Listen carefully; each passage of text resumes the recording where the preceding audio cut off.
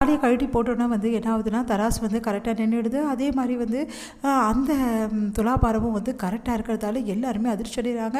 அபிக்கு வந்து நிறைய சக்தி இருக்குது, அவங்க வந்து பவித்திரமானவங்க அப்படின்னு சொல்லிட்டு எல்லாரும் சொல்கிறதால ராகவ் வந்து யோசிக்கிறாரு. இவ்வளோ நாள் வந்து நான் அபியை வந்து என்னமோ நடிச்சிருந்தேன், ஆனால் ஒரு விஷயமா அபி வந்து பக்கம் வந்து நியாயம் இருக்க மாதிரி எனக்கு ஏன் தோணுது, எனக்கு ஒன்றுமே புரியல. ஃபோட்டோ விஷயத்துலையும் அபி நல்லவன் சொல்லிட்டு நிரூபிச்சிட்டா, அதே மாதிரி இன்றைக்கும் வந்து இந்த சாமியோட விஷயத்துலையும் அவன் நல்லவன் நிரூபிச்சிட்டா. இதுக்கப்புறம் வந்து அபியை நான் வந்து எப்படி எதிர்கொள்ள போகிறேன் ஒன்றுமே புரியலையே. இன்னும் வந்து அபிக்கிட்ட என்னென்ன விஷயங்கள் இருக்குது எனக்கு தெரியாமல் நான் இதை தப்பாக புரிஞ்சுக்கிட்டேன்னா ஒன்றும் புரியாமல் யோசிக்கிறார் ராகவ். இந்த சூழ்நிலையில் இங்கே என்ன பண்ணுறாரு, முரளி வந்து செம கடுப்பாராரு. என்ன நடக்குதுங்க அப்படின்னு சொல்லிட்டு அப்படியே பார்த்துக்கிட்டே இருக்காரு. எல்லாருமே அபி கழுத்தில் தாலி கட்டுப்பா அப்படின்னு சொன்னோன்னே ராகவ் வந்து அபி கழுத்தில் தாலி எடுத்து கட்டுறாரு. அடுத்து வந்து அபி சொல்கிறாங்க, இப்போவாது என்னை நம்புறீங்களா அப்படின்னு சொல்லிட்டு ஒரு கேள்வி கேட்குறாங்க. அதை கேட்டுட்டு ராகவால் தாங்கிக்க முடியல, அப்படியே வந்து கண்ணிலேருந்து தண்ணியாக கொட்டுது. சாரி அபி அப்படின்றாரு.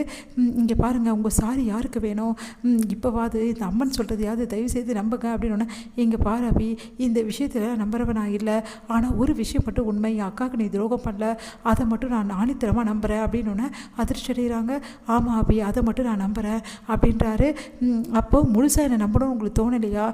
இல்லை அபி, ஒரு விஷயமா இப்போ தானே நம்ப தொடங்கியிருக்கேன், இதுக்கப்புறம் தான் வந்து எனக்கு ஒன்றும் புரியல அபி அப்படின்னோடனே, ஒன்றும் புரியலையா?